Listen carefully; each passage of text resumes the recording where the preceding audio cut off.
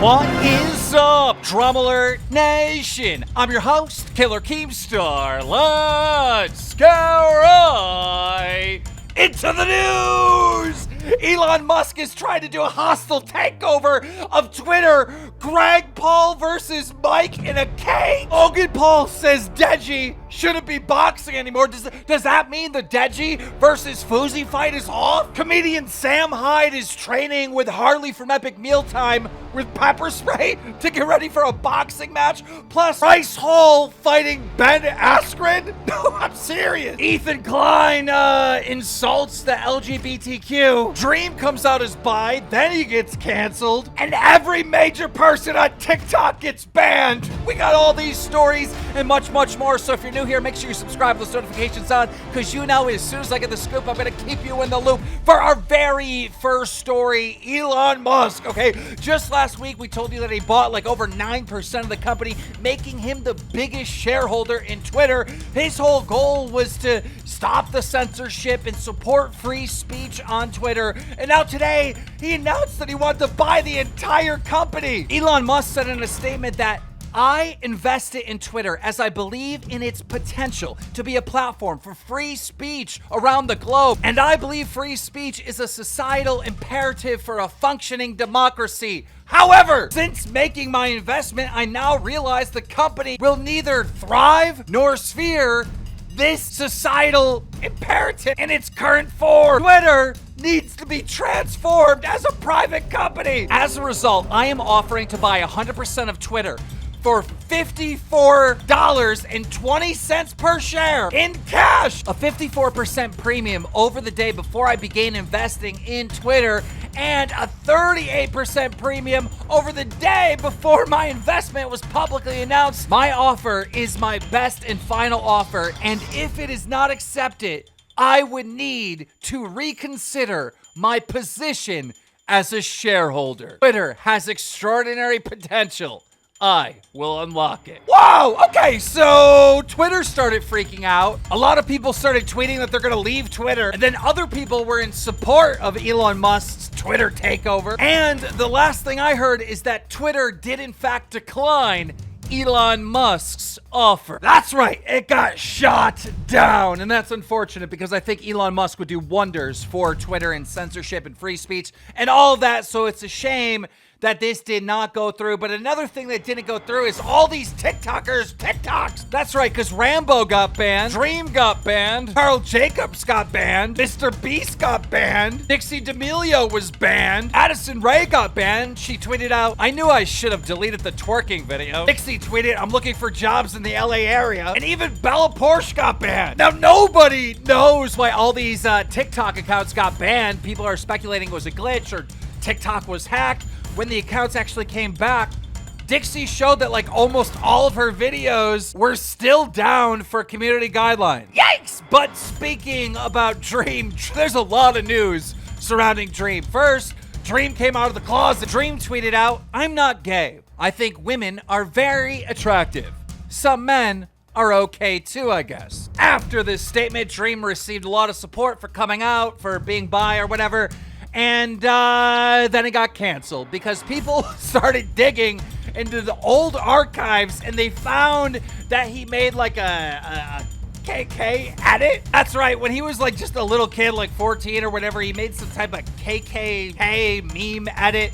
And apparently it was still on his channel in 2020, which is insane. So basically, Dream went from getting all this love and support to then his own fans trying to cancel him and call him a racist or whatever. I did a poll. I mean, this is so ridiculous. I did a poll earlier today asking if people thought Dream was like, you know, a Nazi or part of the 57% said yes.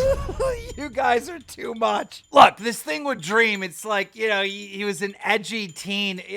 Come on, I shouldn't have to explain this to you. Dream is not a racist. But I'll tell you who is a homophobe. That's right.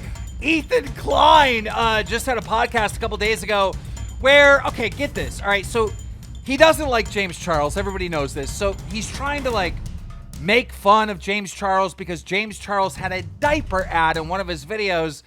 And he was trying to like say that James Charles needs diapers because, you know, he's a bottom and his butt is leaking, which is just so wrong and offensive on so many levels. First of all, he's assuming that he's a bottom. It's just disgusting and offensive. And then he starts getting pushback from his fans, and he goes on to say that, like, another one of Ethan's enemies, Jordan Peterson, right, who he doesn't like and beefs with him, that he's a bottom. Then, you know, a gay fan calls into the show who's, like, trying to teach Ethan that, like, what he's doing and what he's saying is offensive. And then Ethan just guesses that the caller is a bottom and, like, claims that the caller's a bottom. It is so messed up, disgusting, and offensive. Like, it's hard to watch these clips. And so in real time, as Ethan's getting, like, all this hate from his fans, like, bro, what are you doing, right? Like, they're really actually offended.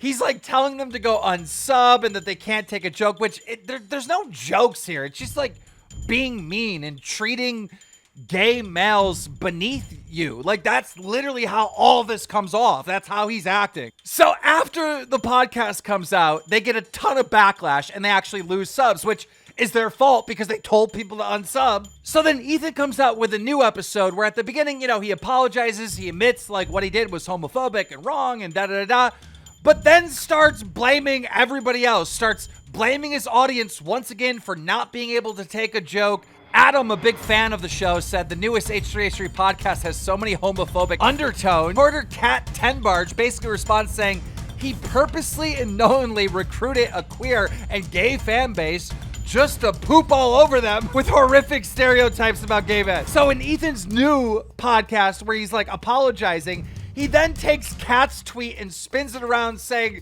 that what he did wasn't horrific, and horrific is the wrong term. Like, he tries to put the blame on everyone else. It's everyone else's fault.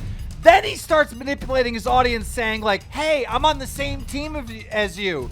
The left is always eating the left. Like, I'm on your team. Bro, he tries like 10 different elementary manipulation tactics on his fans. And, you know, for some of it, it does work. He's maintained some of his audience, but a lot of people are just catching on and they're out. And another person caught in 4K, Jake Lucky. Remember that esport reporter that was trying to get speed banned? Well, now he has his sights on Aiden Ross. Jake Lucky tweeted out, Aiden Ross has been accused of saying a homophobic F-slur in your Rage's stream. Rage responded by saying, that was my friend from high school, not Aiden Ross, you fed. Your fellow Arab responded by saying, I went to school with your Rage, and I can confirm that was Kyle from high school. Buddy used to eat Elmer's glue. Gideon responded by saying, the hood doesn't watch Jake Lucky. Keemstar responded by saying, but Jake Lucky is always watching the hood. And speaking about watching, I'll definitely be watching this. Bryce Hall versus Ben Askren. Bryce Hall tweeted out a message from one of his friends that said, I was just with Ben Askren at this Bitcoin conference. He wants to box you. Now, immediately I text Bryce. I'm like, is this really going to happen? He goes, yeah, this could probably happen. And another thing that's happening is comedian Sam Hyde is training Harley Plays to get ready for that boxing match with hammers and pepper spray. Sam Hyde is such a character. I cannot wait to see him in the ring, but I'm going to make sure he gets in the ring. That's why we've signed Sam Hyde, and we actually signed Speed to Happy Punch. There are 2 new members over at Happy Punch, and more on Sam Hyde in a second, because I think it's all going to make sense. But first, let's talk about Logan Paul and Deji. Logan Paul recently had a heart-to-heart with Deji when he was explaining that Deji shouldn't be boxing. Roll. Who had a worse fight last night, Masvidal or Deji?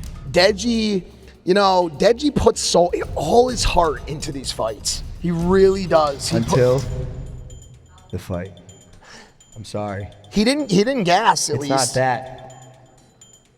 There's a want that I just don't see. Yeah.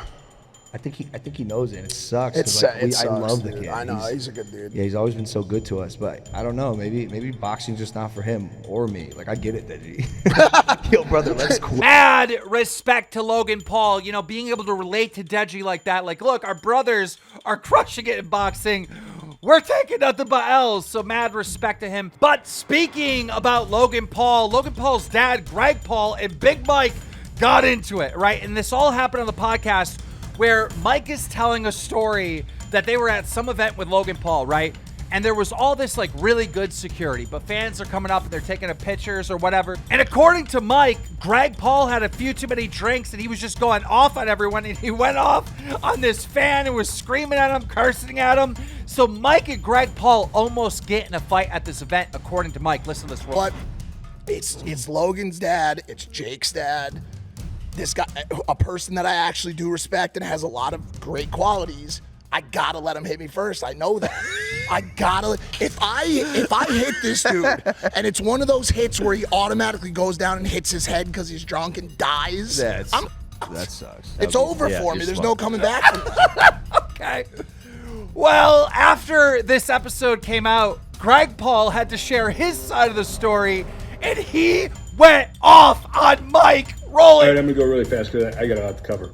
So Mike's rant, he made it seem like I was crazy drunk. I did have a couple of those 1 ounce airplane bottles at the beginning of the night. I also had them at the end of the night. One of the things that I don't do, I don't drink to black out like Mike did per his own admission the night before. I've not been Time out! Greg Paul! He's printing out tweets. He's got props. the night before. I've not been arrested. I've not been thrown in jail. He did put his hands on me first, and by law, I could have whipped his ass. It would have been his fault because he touched me first. He was screaming at me. He got involved in something he didn't need to be. He tried to tell me how to talk and what to say. And I told him, I said, Mike, you've told every single host on the podcast to shut up or stop talking. You're not going to do it to me. Then he got all butthurt. He also talked about micromanaging. He talks about high-level security. If Mike knew anything about high-level security, he would know that micromanaging is a major part of it. If you're not micromanaging and high-level security, you're not high-level. And then he said he wanted an apology. That's a joke. I did tell him that if he wanted to scrap, I'd step into a cage if he wanted to. And that's the truth. Mike versus Greg Paul in the cage. Now listen, all right, I talked to Mike, all right? Mike is never going to box Greg Paul. But Greg Paul, hopefully you're watching right now. I have found you an opponent, all right? Get this, all right? I just want you to imagine this. Greg Paul versus Sam Hyde. Madison Square Garden. Bro, who's with me? Who's with me? Tell me this would not be the greatest fight ever. Greg, get in contact with my people. My people will get a hold of your people. We'll make this happen. Greg Paul versus Sam Hyde. Ladies and gentlemen, that's it. That's all I have for the news today. If you enjoyed this video, take the time to slap a like on it. If you're new here, subscribe with those notifications, because you know as soon as I get the scoop, I'm going to keep you in the loop.